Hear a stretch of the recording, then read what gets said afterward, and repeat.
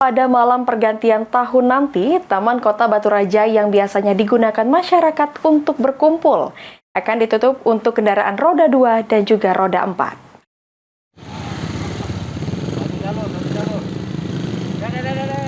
Taman Kota Batu Raja biasanya digunakan masyarakat di Kabupaten Ogan, Komering Ulu untuk berkumpul pada malam pergantian tahun. Namun, pada malam pergantian tahun ini rencananya kepolisian dan pemerintah Kabupaten Ogan, Komering Ulu akan menutup Taman Kota Batu Raja untuk kendaraan roda 2 dan roda 4. Penutupan diutamakan bagi kendaraan yang akan masuk ke kawasan Taman Kota agar tidak terjadi penumpukan kendaraan yang dapat menyebabkan kemacetan. Kepolisian bersama pemerintah Kabupaten Ogan, Komering Ulu akan menggelar apel pergeseran pasukan pengamanan malam tahun baru